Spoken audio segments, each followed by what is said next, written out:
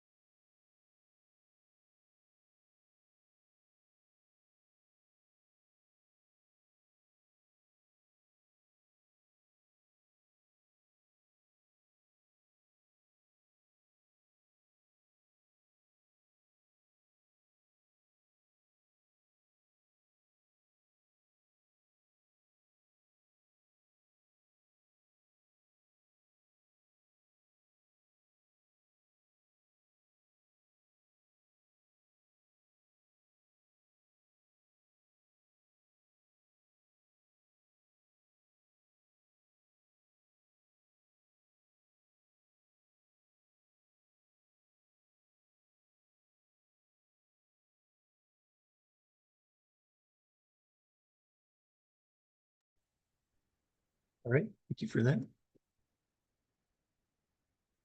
And then we come to this first undimmered rule of Light on the Path. There's four of them, and it said these four rules encapsulate the meaning and intent of the rest of the book. So this first one, in some places it said accounts for the first 10 rules of Light on the Path. And we started discussing it last meeting, but there's some additional quotes that Mabel Collins and her inspirer had wrote about this that we'll look at now. So before the eyes can see, they must be capable of tears. And this first quote I'll read, and then if anyone wants to read going forward, you're more than welcome to. And it's, then the eyes of the pure spirit will see that which has for us now neither shape nor color, because it is invisible and can only be apprehended by faith. The capacity for faith is the first essential quality for the disciple who has heard the far cry and who would enter upon the path, which shall eventually bring him to that state in which he will be able to see. It's written in a cry from afar. And yeah, I find this particular quote interesting because it brings faith into the fold with Light on the Path, which isn't mentioned in the book itself, I don't think, and often isn't mentioned in spirituality at all. In the later versions of it, post-religious spirituality doesn't talk a lot about faith. So I didn't know if anyone had any thoughts about, whether this is now outdated. Does it still have a use? Or yes, see your hands raised. And I guess it's very interesting that faith is mentioned here, but I think that maybe is either can be also understood as intuition, or the kind of faith that is based on intuition comes from intuition. Just this idea comes to my mind. Because intuition is like knowledge that is beyond the knowledge of the regular state of mind that we have, but it's legitimate, it's valid knowledge. It just transcends our level of consciousness as we have it normally, I think. Yeah, I, I think I see it the exact same way. That makes a lot of sense. It's faith based not on like an intellectual belief, like I see a lot in my part of the world, but faith based on, like you said, intuition or something that's deeper than the lower mind. Mary Kay? Yeah. Yeah, I was thinking also that this faith is not like a religious faith that, I mean, it is good to have religions to have a little bit of this faith, but I think it's like something like Sviatoslav just said, the faith that the world is just and good, and the faith like there's a meaning behind this, or like this um no, I feel it's like this kind of faith. um but also I was thinking so much about what is before the I, what does it means, like what does the tears means, because I was talking to one of the Buddhist teacher, and he says it's the tears are not for yourself, like as long as you do not have tears for yourself, but you do have tears for others, like you see the suffering and you can cry for them, like, but this is a different kind of crying for them, but you are like, how can I say, you do not cry anymore for yourself in that sense. But I think yeah, it's not about crying at all. Yeah. Selfless pain instead of selfish pain. Chris, you had your hand raised too? Yeah. I think that this paragraph is talking about how faith is important during the initial phases of the path, because for example, if we were all new to theosophy, it's probably we haven't had any encounter with the masters. We haven't seen any of the phenomenon that Blavatsky performs. We have not achieved the state of choiceless awareness that Krishnamurti explains or describes. But when we study it, we kind of like what you mentioned, there's like an intuition that points us that there might be some truth to it. And in the beginning phases, we have to have faith that because the path is very difficult, right? There are some challenges that go along with it. Even just the practice of meditation, our body would rather like sit down or lie down or enjoy pleasurable sensations rather than undergo a strict discipline of meditation. And meditation is relaxing, so somehow it's kind of paradoxal. So I think that in the initial phases, we need to have that faith that there is a state wherein there is choiceless awareness. We have to have faith that there is a stage of human perfection that the Theosophy describes as being a master of the ageless wisdom, for us to be able to have the inspiration to pursue the path.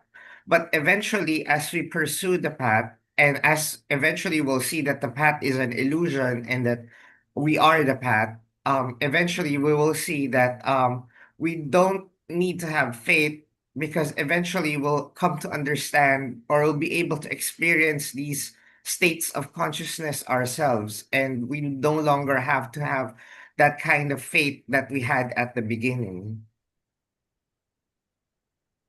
Yeah, that makes sense. Thank you, Chris.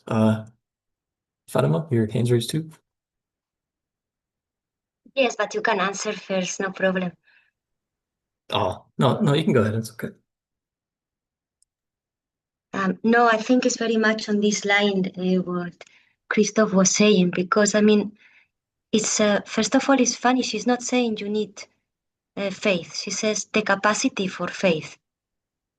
I think somehow she's talking about very become a little with the capacity to put in doubt. I could say on a way to doubt our limited certainty that we may have. So, on this sense, the capacity to faith for me, it's this what Christoph was saying, the capacity to be open to a beyondness, and the capacity of faith also is not faith; it is that space where I feel, and this is what I feel when I read this. It's not like you need to develop a specific faith towards something, no? It looks like when you are saying faith, you may need to subscribe to some specific faith, no? But I feel the capacity of faith is something which is before, in the sense like it's just creating that space of doubt, on a sense. And I think that cannot be chosen. I think this is one of these things that happen. There is a moment that I think we feel eager. I with most of the people I share stories about the spirituality. There is something in the life for which you undoubtedly start having at least the intuition that Svet was saying, that there is something beyond, and you cannot deny that intuition. That becomes like something that you cannot turn your back to. That, no. I feel, at least, then you can develop it or not. So I think this capacity to ask yourself and to really know that there is something, beyond that thing that you can just see. Yeah, that makes sense. And what both you and Chris were saying, it also makes me think of sometimes we see coincidences in our lives, for lack of a better word, where things line up, exactly how they're supposed to. Maybe, someone messages you at the exact moment you were thinking of them, or, someone staring at you wakes you up, but this consistently happens. These little things like that point to, there being more than just this physical plane, that, there's something deeper underlying all of it. And maybe those little experiences in and of themselves don't mean much, but they can also be the basis for this faith where, I've seen these little things in my life and I'm not just going to ignore them. I'll use that to build upon and to try and believe and see that there's more to this existence. Sorry, I have to say something on this, because one of these synchronicities is, I need to thank you, Seth. You put bamboo in the background. I just connected to the light on the path. And the first thing I see, I don't know if you know, I love bamboo so much. And I thank you. So how can we deny synchronicities? Very cool.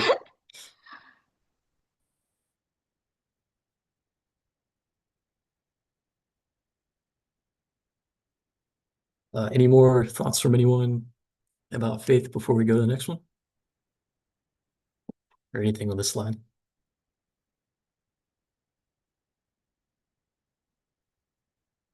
All right. Is anybody willing to read this quote?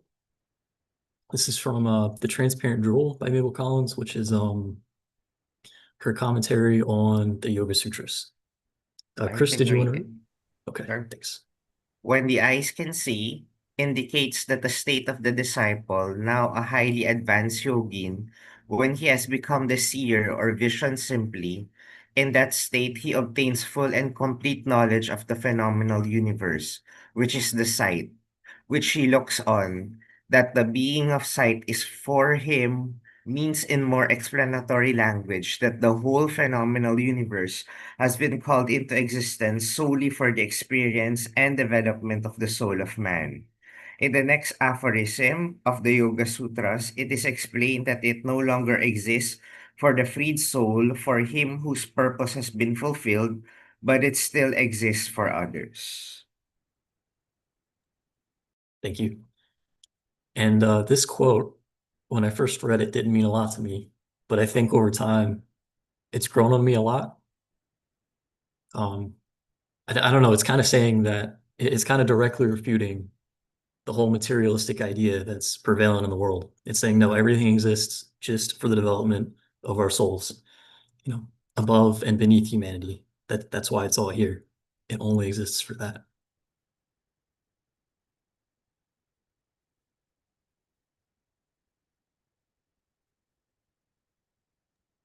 It just makes me think like if the universe is created to develop the soul of a man. So I understand the stones and the animals are also in a process of becoming a man. So like what comes further? Like if a soul has learned the lesson to become a man or has fulfilled his purpose, then it helps others to uh, get to reach the same state, and it goes further. So, but we in that case we don't need at least physical form, the universe, maybe another form, because at least in secret doctrine they say that you have a different levels. So, but I understand to develop the mind you need a physical existence.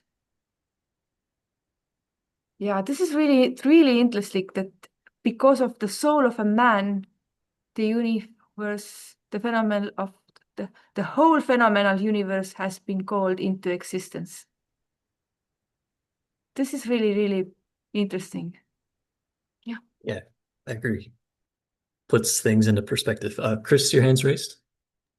While reading this, the idea of the Kabbalistic tree of life flashed through my mind. I was thinking that because in the Kabbalah, right, you have to go through all of the different pathways and the different sephirots. And one of them, I'm not sure if I remember correctly, but I remember one of them is Tiferet, which is like the vision of the beauty of the universe. And I think this is what Mabel Collins is saying, that when a person has the ability to see, the eyes can see, he has become an advanced yogi, then he has that vision or that ability to see how the entire universe works in a manner that makes sense, that looks beautiful. But it's only a stage because Tiferet is still in the lower portion. The upper triangle is something still higher. And I think that's the last portion. It says that once the person becomes a freed soul, then he also has to let go even of that beautiful vision. So I guess where we are right now, we're aspiring to reach that vision of Tiparet. And then someday we will be able to reach that vision of Tiferet, or maybe some of us already has a vision of Tiferet. We already see how beautiful life is, that everything is as it should be.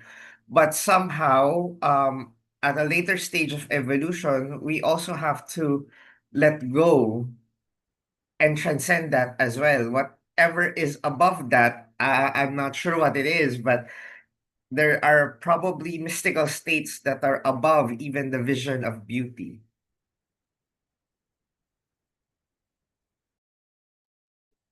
Yeah, that makes sense. And it makes me think of, as above, so below. Maybe in our own lives, sometimes we can see how the way that, we in the Theosophical Society perceive things is different than, the average person. We can see how other people maybe get trapped in that materialistic mindset that we, being interested in these things can kind of see through a little bit. And it's almost as if they live in a world that doesn't exist for us anymore.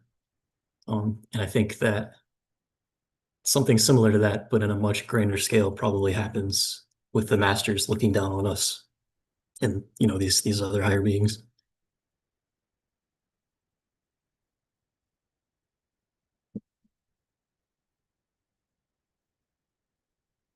Any other thoughts on this quote?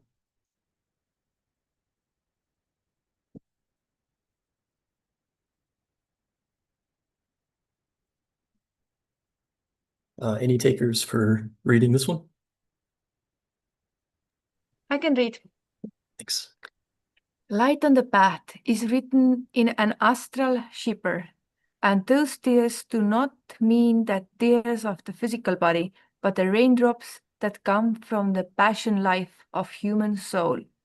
These being stayed forever, the astral sight is no longer blinded or blurred. Divine love and charity then find room when personal desire is gone. Joy and sorrow for oneself then drop naturally into another place than that which they filled before. So instead of joy and sorrow for oneself, I understand you naturally have a joy and sorrow for everybody, or this is going naturally like widening.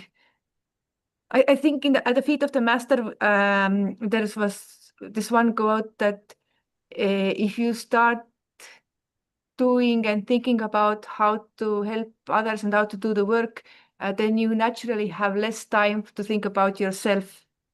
So you fill up the space. But I think like the naturally mean that you really cannot like force it, that it have to come like naturally.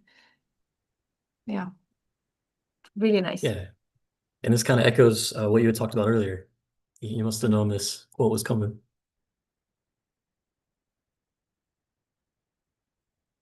The says the raindrops that come from the passion life of the human soul are stayed forever. Does anyone have any thoughts or ideas what that passion life of the human soul would be? Like how does that manifest in daily life? Is it possible in real time to point at something in ourselves and say that's the passion life of the human soul? That's maybe not the direction it should be going. Yeah, American. I think that if I'm thinking about passion life, I mean, we need it a little bit to, like a human is doing the evolution through until it becomes like a human. So in a fetus, you are like in a stone state, that a little plant state, a little fish state before you become a human. And also in a human form, when a baby is small, it makes like a lot of sound if she or he needs some food or diaper change or so on. So this is like you develop the passion that and then there's like a time when the passions like take over. I think they're like some kind of like elementals, but we need them in order to survive, because if the pure soul who is born as a child will not cry because they're not able to take care of themselves, they will just die. So we need this passion life. So we will, but we have to outgrow it as the human soul grow it. Like we need it in some period of our life very much to have this passion life that we need for ourselves, some food, and until we learn how to take care of ourselves, and then we should naturally widen it for the others also. So this is one of my thought about, but yeah. Yeah, that makes sense. Hopefully Elena is able to get back in. She had her hand raised. I think she dropped. Well, I wait for her to get back up. Here she is.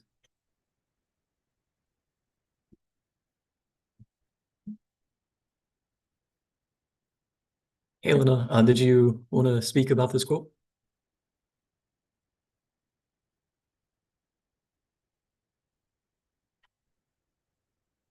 I'll give her a second in case she does. Maybe she's coming back. I think she's dropped out, but she's coming back. Yeah, she just rejoined. Yeah. Yeah, sorry, my connection is not good today, but Yeah, I was thinking, no, but maybe I will say later something else because I just got distracted I know how it goes. but I'm here. Nice. Yeah, what you were saying, Mary Kay, makes me think of the last part of this quote, where joy and sorrow for oneself then naturally drop into another place. I don't know if anyone had any thoughts about that, where it seems that, these thoughts and emotions that we have about our own personality still exist, but now they're seen in a different way, maybe as if you're watching someone else. Maybe it's like the soul watching this particular personality that it's invested in, and it sees it as just one out of, the millions, billions that are here on Earth to take care of, but it's not its sole care in the world anymore. Yeah, America? Yes. So if the child is growing up, he's able to take care of themselves, and then they should let it go. And when they become the parents on their own, they have at least that moment they have to let this attention from themselves to take care of somebody else, or also their parents, or at least the family. But ideally it will be that it's not only for the family, but it is all community around you that they are taking care of. But I don't know how, this would be ideally, and I think how the society is come. It is meant to be like that we are naturally our body is growing also, you have a lot of hormones and things going on when you are teenager, and naturally they are lowering down and give you room to be more on your head and more take control and I think there's a lot more going on that means. But the joy and sorrow, yes, I very much like the idea that it is going naturally, but also I feel it is so much to do. It was in a back. It used to be more naturally, but nowadays, if we have this, the television and computers and things, I feel we got so much more distracted that it's still there. But I feel like if you 100, 200 years ago, I feel like we had a society where this happened more naturally. I don't know if it makes sense. Yeah, it does. When the Theosophical Society was founded, there weren't all these distractions. So you'd have all these rich people with all this time on their hands easily funneled into the Theosophical Society because there was nothing else to take them away. It's not like that anymore. It's hard to get anyone's attention for anything. Chris? I think that the passion life of the human soul is like the personal desires that we have. Because as long as we have personal desires, we'll always have bias. So as long as we have bias, we'll not be able to see things as they are. We'll always be blinded, or our vision will always be blurred. And then for the last part, the joy and sorrow will drop naturally into another place. I'm reminded by Krishnamurti's concept of choiceless awareness. So he tells us that the reason why we're unhappy, or I'm not sure if it's him, but one of the teachings is that the reason why we're unhappy is because of our attachment to our personal desires. So for example, if I want to have the latest model of, let's say, a phone, if I get it, I'll be temporarily happy. But if I don't get the latest model of the phone that I want, I'll be sad. But if I get it, if it gets broken, if it gets stolen, or if a new model comes out, then again, I will be unhappy. So as long as there is that attachment to personal desire, then the joy and sorrow of life you will always be tossed hither and whither from joy and sorrow. So when you get the phone, you're extremely happy. When it's no longer the latest model, you're sad. But if we can elevate that desire to something which is less detached. So for example, if we become less attached to it, let's say I would prefer to have a phone, but if it's okay if I don't have it, then to a certain extent, we achieve a certain level of equanimity. We're no longer thrown hither and whither by joy and sorrow, because if we have it, it's good. If we don't have it, that's also okay. So, to a certain level, we're still within that level of equanimity. That makes sense. It's a good way to think about that idea that our own happiness comes most in helping other people, because then there's always a way to focus on helping someone else. Yes, Svet? Yes, and to support what Chris said, I think also the main source of all this grasping and aversion is this delusion of self, using the Buddhist approach. So is like the root of all the grasping and aversion that we have. So if we are capable of dissolving this delusion of self, then all of them decrease and become weaker. And then we don't cry this astral tears anymore. And also we don't get distracted by desires and passions anymore. Or at least they become weaker proportionally to the extent to which we are capable of dissolving this grasping to this concept of self that we all have. That is the source of all the clashes or obscurations of mind. And to that, there are many antidotes, and one main, I think, is to try to see the emptiness as the true nature of things. And emptiness is not the different thing as interconnectedness of everything, as far as I understand this explanation, at least. So everything that supports in us the understanding of interconnected nature of everything dissolves this illusion of separate self, separate, independent, unchangeable self. And also altruism in motivation and in practical deeds also serve the same purpose. So they are like direct antidotes or counteractions maybe to this delusion of self. Thank you. That's well said. Leonardus in the chat shared a poem that I think Ellen had wrote.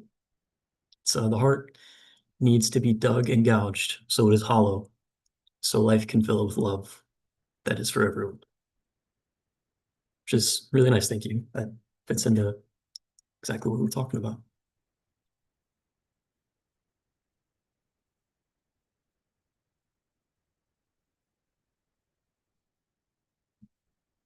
Any other thoughts about this quote or the poem that Leonard shared?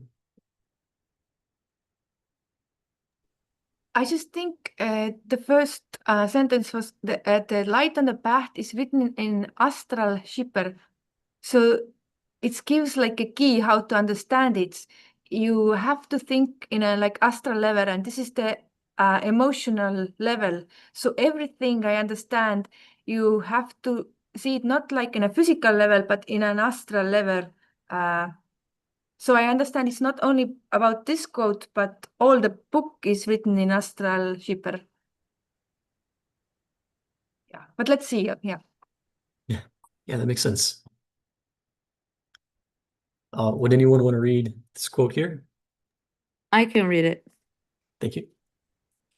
No human eyes can be incapable of tears, even those of the master in life, the adept or the teacher. From the time that illusion and ignorance begin to pass away from the soul, and enlightenment takes the place of darkness, the disciple dwells in present sorrow, for he sees ignorance and consequent suffering all sides. Tears are as the dew of the dried ground. His being will wither in the dryness of the material world. If there did not arise from himself that tenderness which is tears, and which dissolves from within the iron bondage of separateness. Sorry, I have to read it again. Does not seem like the depth of the teachers from the time that illusion and ignorance begin to pass away from the soul, and the light takes the place of darkness. The soul suffering also. Yeah, as long as we are immersed in the illusion and ignorance, we can't see. So when we start to get rid of all the illusions and we start seeing, we start to recognize all the patterns around us. So we can say that the enlightenment take place of darkness. So we start to recognize the reality. Yeah, And makes sense. And this is a very dense and wordy quote, so that's a good good reinterpretation of it in plainer language. Thank you. Mary Kay, you had your hand raised? Yes, I love especially the last sentence. The tears are the dew of the drying ground. You need actually tears, but not like the astral tears that it was written about, but you need the human tears. And by that, that means like tears for everybody or the wider love, like that your compassion.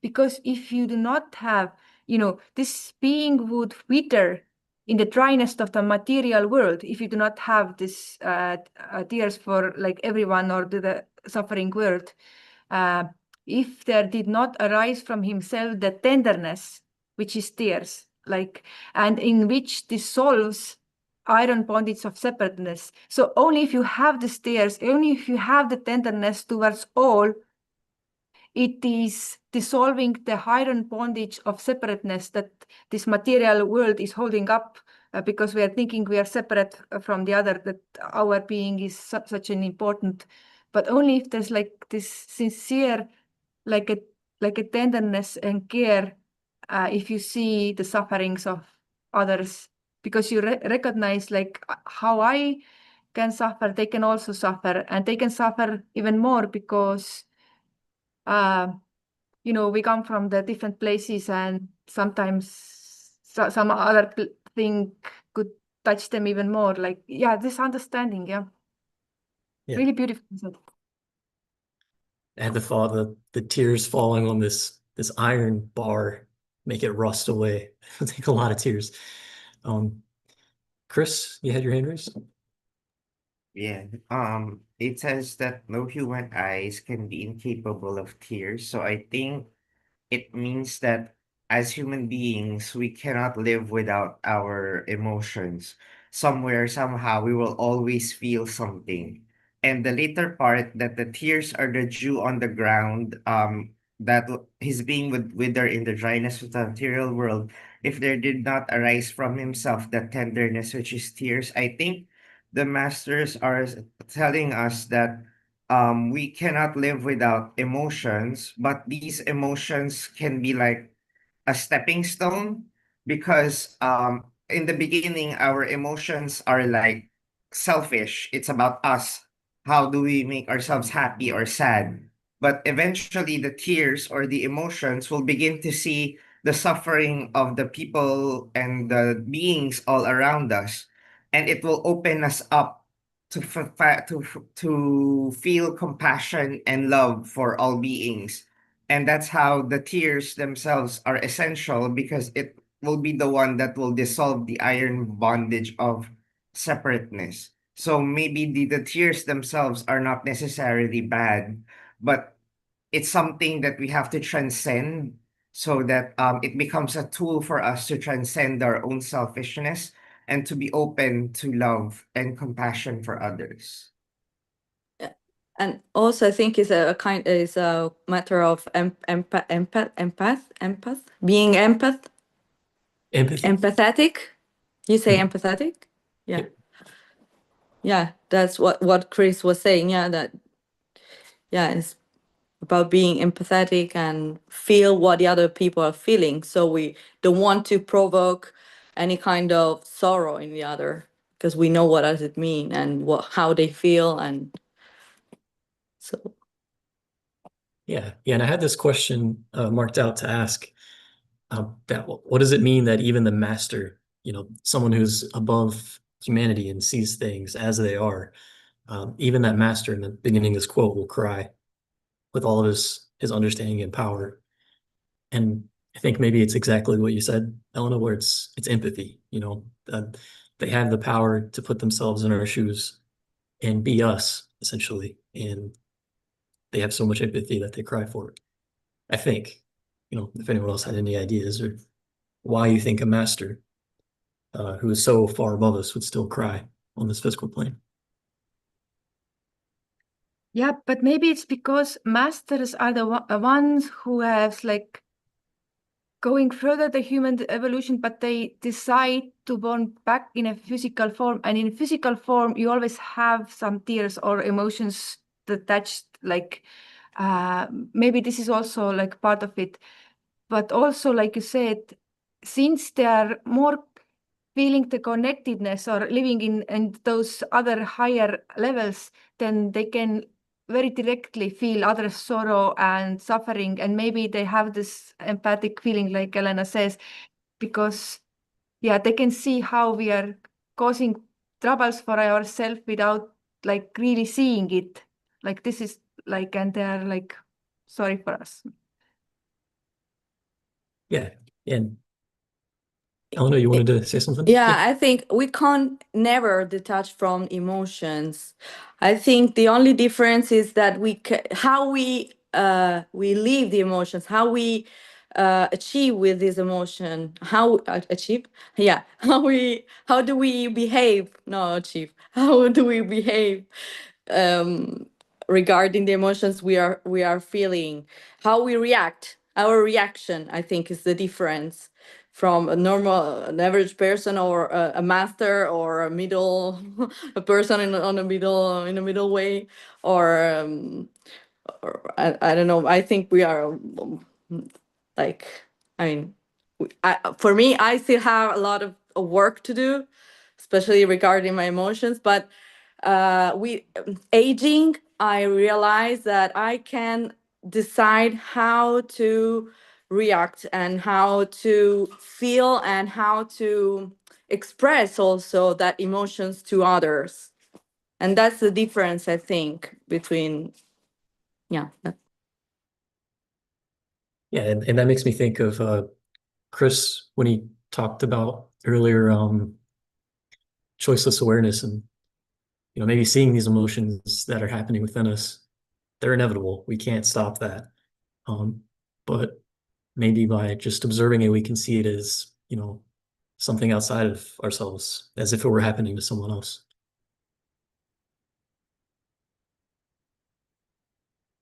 Not being identified with it, I mean. And let me read this in the chat from Leonardus. I read this as a reminder that the masters aren't beyond human, that where we are going towards isn't to be something other than a human, but truly fully human. Like, instead of rejecting our humanness, we are to go deeper and fuller.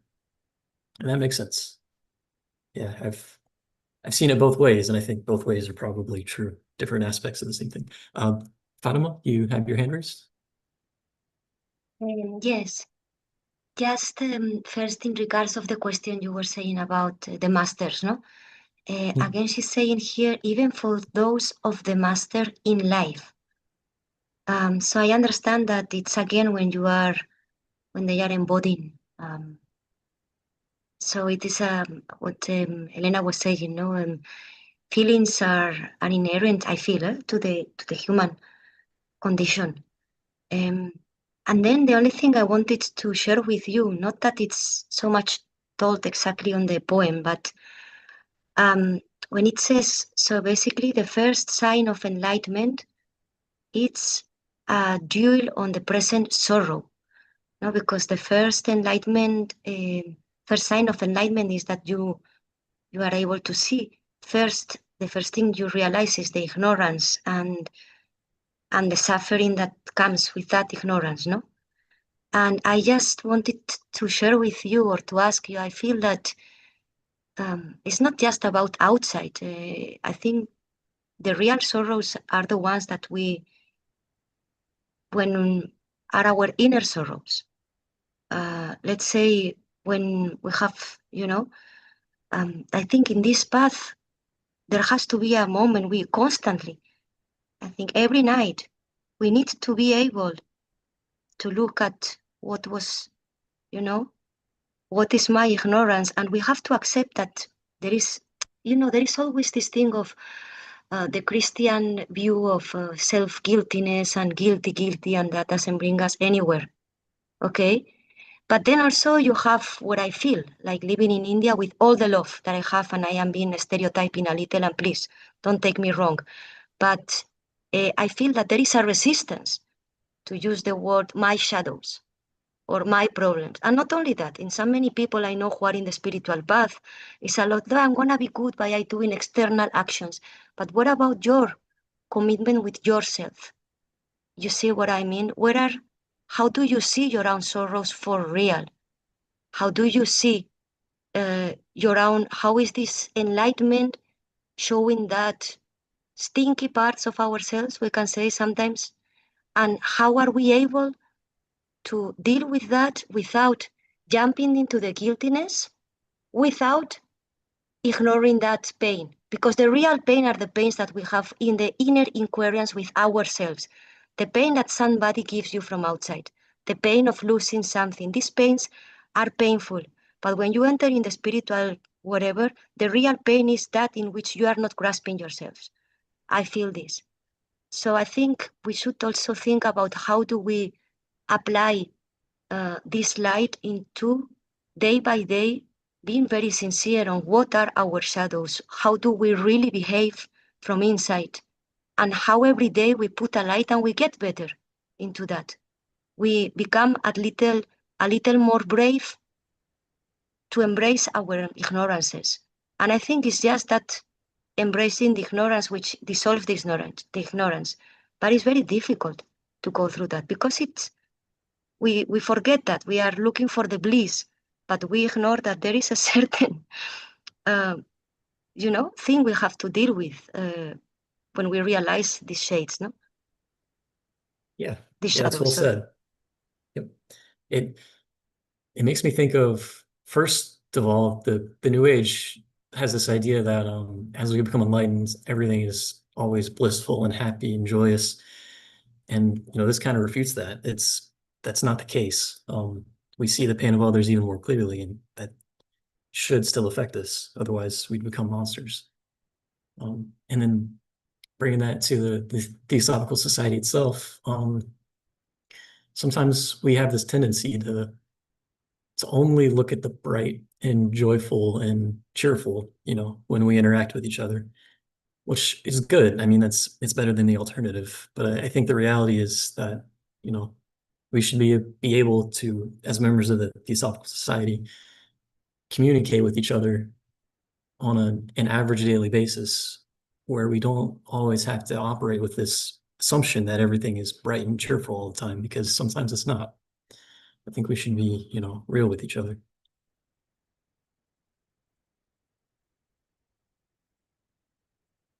I very much like this idea that you said, and also, like just to comment, I recently come to see this quote from Masters that says, "Great is the man who do not see others darker shades as they really are," and I really like it.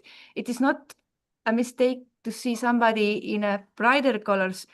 So it's not so much a mistake, but to see somebody in a darker colors than they are, we tend to have this tendency to like amplify, like if it's bad, it's very bad, and if it's good, it's very good. But actually, most of the people are like doing the things, and sometimes they do some actions that are not very, I don't know, advanced. But at the same time, they are doing a lot of other things. So they are not in this specific thing that is done, or it is more like a process that is going on. Yeah. Yeah, thank you. It's a very honest and realistic way to look at it. Spot? Yes, I think it would be best to see as it is, both darkness and light. And there is a Buddhist sutra, I don't remember the name, where there is an allegory of lotuses, I think, which are all like rotten and dark and black.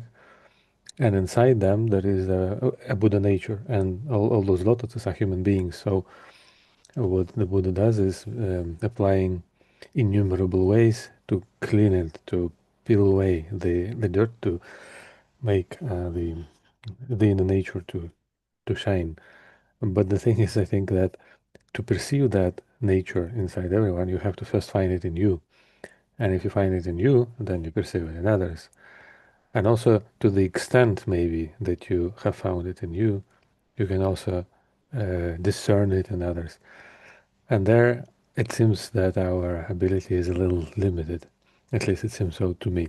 That's why we look at people and we see a lot of darkness sometimes, but light, not so often, not so much maybe. Although I think I completely agree with America that we should move that direction. Thank you. Yeah, thank you. It makes me think of we live in a very dichotomous world. We like to see, for instance, our political figures as white or black, good or evil. And we could practice applying it to that too, and looking at ourselves. If you see a particular world leader, like maybe in my countries, and typically people seem as very going in a selfish direction. That's probably true. But at the same time, if you can also look at that and see the good in it at the same time, maybe it makes it easier in daily life to see that as well. And just the people around you. I don't know if anyone had anything else for this slide.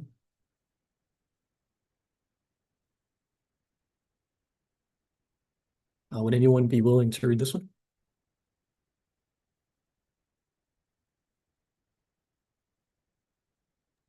Yes, I can. Thank you. Let no man look for the time when his eyes shall be incapable of tears.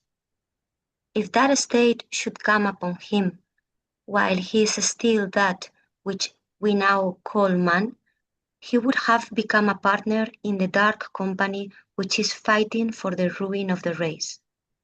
Infinite pity, the capacity for profound sorrow and compassion, characterize the enlightened man, are an intrinsic part of the nature of the saviors of the race, and are only to be laid down at the far gate of eternal life, when these saviors, I don't know how you say, and shepherds have guided shepherds. That's right. Okay, have guided all their flocks safely to it, and though it Through it. That's a typo I made. Okay. We put together I was testing your English pronunciation. Sorry. Yeah, this is kind of reiterating what we talked about. Essentially, if we let ourselves box off that sorrow and make it disappear, I think this is saying we become monsters, essentially.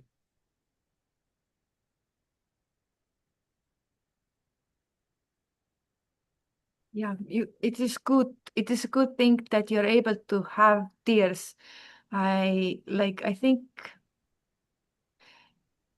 like people usually are not faking tears. I mean, it is possible, but if somebody actually are starting crying, then usually it is something really touched them deeply. And yeah, whatever it is. But I very much like to think like some people think it is important to be without emotions to get like masters also say that there are 100,000 fakiris who are very highly developed, but they have no business with us because their main focus is their own development. So if you want to help the master's work or become enlightened in that sense that you will be coming back to help, then it is good to have tears and emotions for others. Yes. Yeah, makes sense. Chris? I'm reminded by the first part that the only difference between the White Lodge and the Dark Lodge is that the White Lodge is motivated by love, whereas the Dark Lodge it's motivated by materialism and selfishness. Generally, they have achieved they both have achieved a certain level of self-mastery, but the masters of the ageless wisdom would use their abilities and their mastery for the benefit of humanity, whereas the Dark Lodge would only use it for their own personal gain. And I'm also thinking about education. Remember, we always say that we have to develop both the mind and the heart because well, I'm thinking also of the corrupt politicians right now in the Philippines because they're so well educated, they're so smart, they have all these degrees, and they're using their smarts in the wrong way. They're using it to steal money from the government. So I guess the difference between the good leaders and the bad leaders is that they're both intelligent, but the good ones, they have a heart to serve the people. So they would use their intelligence to that end. But the corrupt ones, they're also highly intelligent, but they're using it to serve their own purposes. Yeah, thank you. That's a good illustration. Making it real. If there's nothing else on this one, I think there's one slide left for this before the eyes concede and capable of tears. If anyone's willing to read it. Oh, yes. Kwanzaa, is that how you say your name? You wanted to speak? I apologize if I said that wrong. Yeah. Hello. Hello. My name is Almirante. I don't know if it appears for you. Oh, it does, yeah. Okay. Yes, I'm just confused. If the text or the book in the beginning says that before the eyes can see, there must be, or it must be incapable of tears. How comes that at that point it says that we must feel pity and sorrow and something like this? I'm confused. Can someone here explain it? That's a valid and very valid question, and you're absolutely right. It seems to be blatantly contradicting itself. I'll just say that paradox, two contradictory things being true at the same time, is said to be kind of the crux of a serious spiritual life, and I think it's meant to kind of break our lower minds so that something higher has to come and illuminate that seeming contradiction. I think that's the point of it. But I'll let Elena and Mary Kay say something about it. They have their hands raised. I wanted to say that, yeah, I think almost like you all already said, Seth, that is a matter of breaking our perspective of things. So to see things from different perspectives. So to interpret that kind of tears on a different point of view. So in this case, in one case, tears are like being like playing like the role of the victim. That is what we have to get rid for the spiritual path. And in the other case is to be empathetic. So to feel the tears of the others and to know what does it mean and not to be insensitive, just this. Thank you. So well said. So I Yeah, just okay. wanted to continue. We had to answer to your question. So one of the second or third slides said, so the first quote was from the book At the Feet, the Light on the Path. And this is basically, I understand this book, A Cry from Afar, is like a commentary to that book. So they're two separate books. So this one explained that when it says eyes must be incapable of tears, it does not mean that we do not have tears. It means that At the Light of the Path, the original book, is written in a cipher of astral, like, the personally emotional plane. So those tears are your personal emotions, but instead of personal, you have to turn to the empathy and feelings towards all. And if you have tears for others or the situations where the world is, then this is considered good, because this helps you to go further and do the work and be motivated to help the world. So it was explained in that way. Yeah. Thank you, Mary Kay. Chris? My understanding, Plato says that man lives in a dual world. So in one end, we live in the world of ideas, and in the other hand, we live in the world of material form. So in the world of ideas, everything is perfect. So he gives us an example of a circle. So if we think about it, we can always think of a perfect circle, but it's mathematically impossible to find a perfect circle in the material world, because the reason why pi, the diameter, is the decimal point goes out to infinity is because no physical circle can reach the perfection of the circle that we have in our mind. Similarly, for human beings, we have an idea of what a perfect father or a perfect mother, a perfect president, a perfect teacher should be. But in the material world, as human beings, it's almost impossible to find someone who's perfect, right? There are people who probably come close to it, but they're not it. And to me, the teachings of the masters or theosophy itself is the ideal. It's something that we aspire to, it's something that we look forward to. And then in the later portion, in the commentary by Mabel Collins, she says that as long as we're human, we're not able to achieve that ideal form. So it's similar to what Plato is saying. The perfect circle exists in the higher planes, but on the material plane, it doesn't exist. We just have an idea of what it is.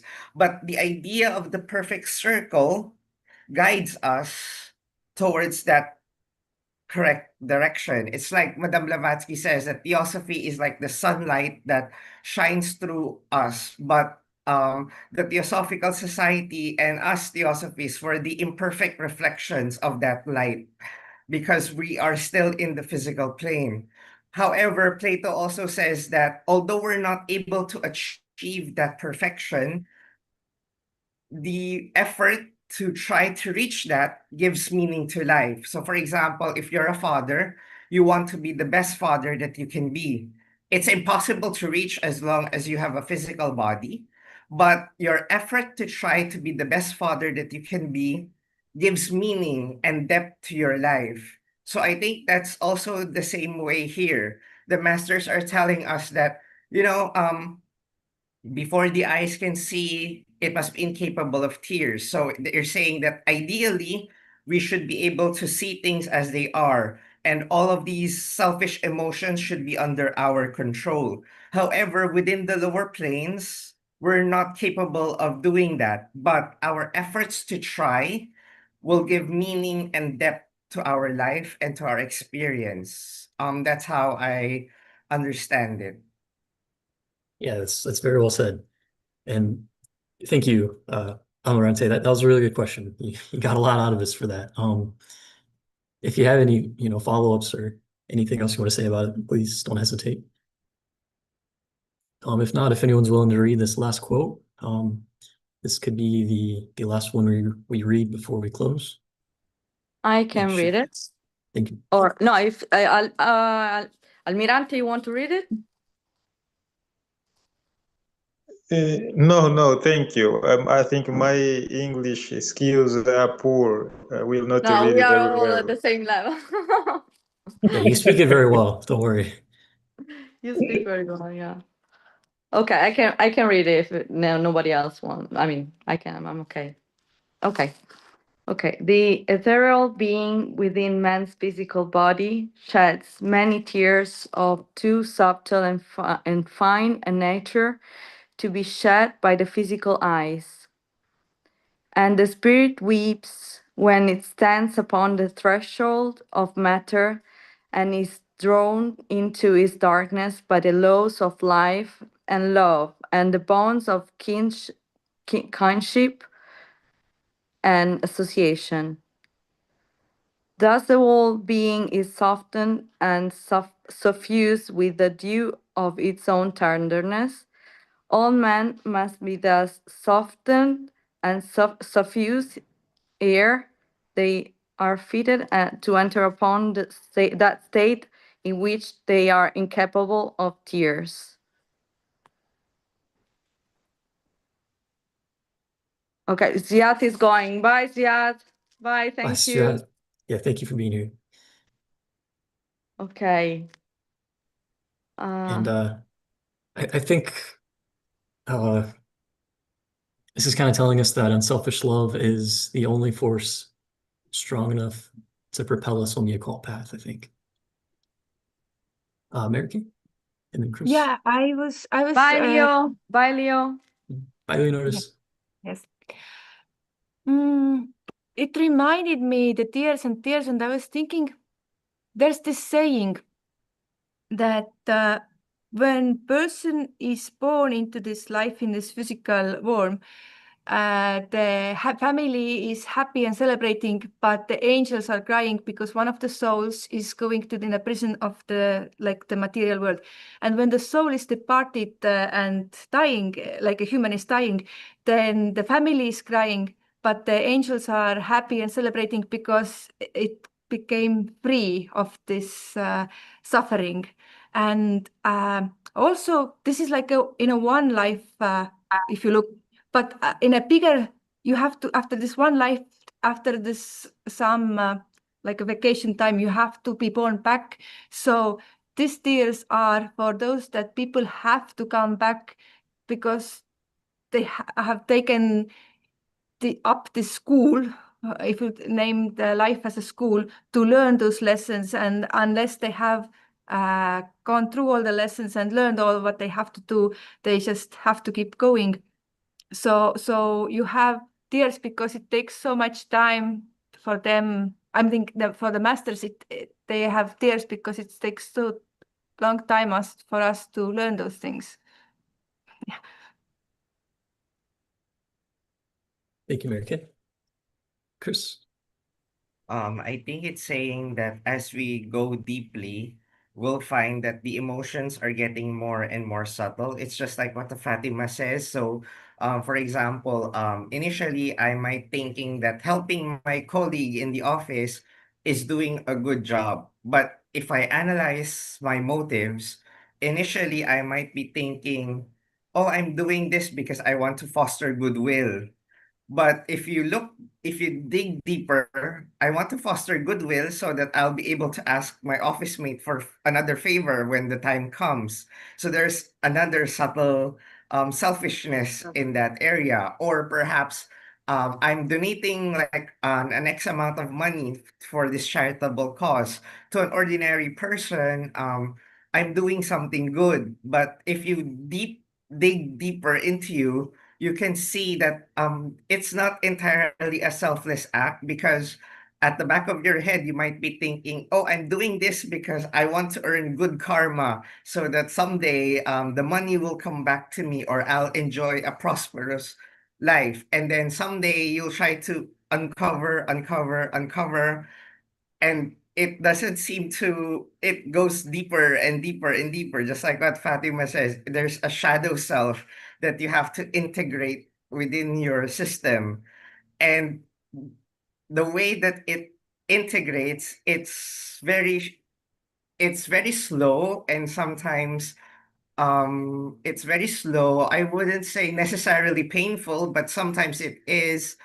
And then it would soften you and suffuse you, because as you transcend the lower emotions, as you go deeper and deeper and deeper, and you try to transcend them one by one, as you undergo that process, um, then more and more of that compassion, that empathy will awaken, and it becomes its own tenderness. That's how the tears will be able to soften you up.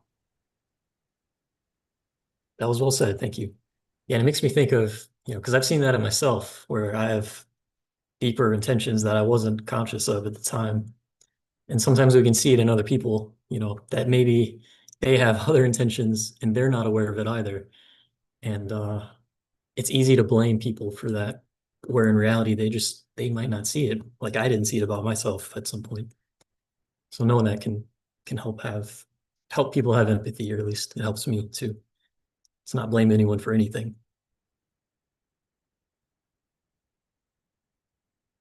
Any other thoughts on this last quote?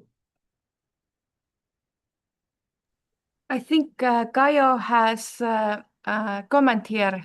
I can read it out. Let me share a thank you. controversial quote I am reminding of here. Then he said it. Sorry, in a- Merike, I think Kaio is just connected.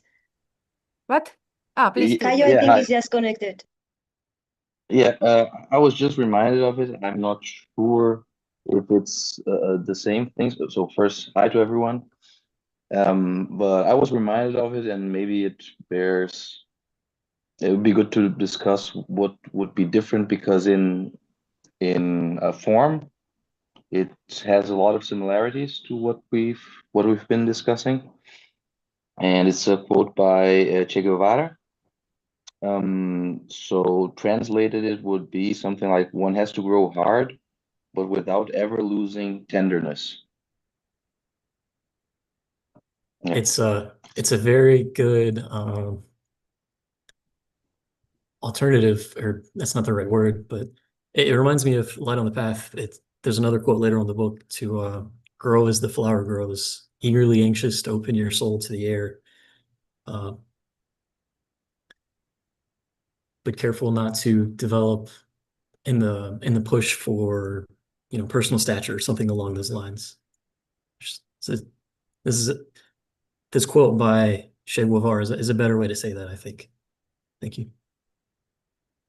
Yeah, I was actually reminded of the part we've been discussing about closing yourself off for tears in one part, and then on the other softening up for tears. But it could mean the same thing, like grow hard for yourself. Possibly not what he meant, but and soften yourself up for others, or be empathetic towards others. At least the tenderness part of it is in relation to others. That I'm sure. I'm not sure what he means by growing hard, if that is also in line with the growing incapable of tears, or at least in the same interpretation as we suppose that the text is supposed to be interpreted. Yeah, no, I think it fits perfectly. I feel it a little like when he's saying one has to grow hard, it could also be somehow like one has to be resistant, no? Because the word duro, I think he's saying, I feel it a little like this idea of being resilient, being hard in a sense of a strength of, we were sharing this quote in the group the other day. I was sharing with you. It's from some friend about staying, being steady in the midst of the storm, no? So you really need to be hard or resilient or strong. And then I like this very much, but at the same time, you cannot also lose your sensitivity, no? You cannot lose your capacity of understanding subtle thoughts and subtle. That I think that's why, for example, in the Theosophical Society, art and very subtle ways of expression and communication are very much taken care, because we cannot become insensitive. And I just, again, just the last thing I wanted to say in regards also with Christopher reminded what I said before, and now I remind him again. Anyway, because I really feel that we don't look at our own shadows, because we don't learn how to be truly compassionate with ourselves to start from. And I think it's impossible to try to practice a real compassion outside what Christopher is saying about your own motives behind the things that we do.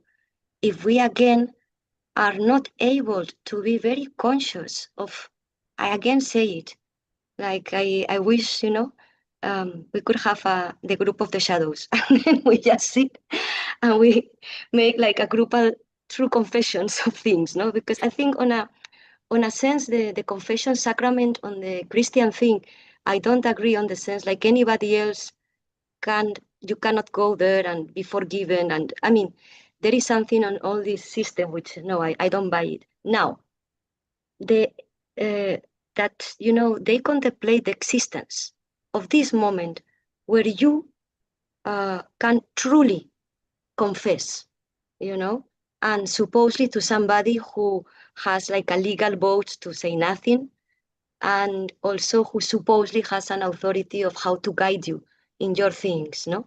So personally, it's one of the things when dropping from the Catholic Church to no church, on a way, it's something I was missing on a sense, because sometimes you have very good guidance and sometimes you need to be able to fully open, no? So that is something I try to keep on my own. I try to keep with very close friends. I try to keep that, because if you are unable to be fully compassionate with yourself, means you are able to fully look at as much as you can, you see what I mean? And then I personally don't think there is any true on the path we can take, because we are gonna be, if we don't accept that is the work we need to do, then what other work can we do? No, I don't know. If we don't decide to start by there, all the rest we can do outside. We are legitimating to carry all our things outside. At least if we try to look at them, we are conscious that we go out in the world with those things. And I don't know, I think like that will give an opportunity to evolve, maybe. Yeah, that's well said. I mean, I definitely see that on myself. I don't want to be compassionate to myself, but you're right. Maybe it's a good way to force ourselves to be compassionate to ourselves if we truly understand and see that only through that, inner compassion can we then be compassionate to other people. And it also hides our own shadows from ourselves when we do that. So thank you. Any other thoughts before we go to the last 2 minutes of contemplation?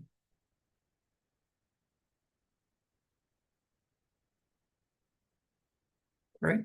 And then 2 minutes starting now, just to try and take, the atmosphere that we've been building and send it out to the rest of the world as an act of service.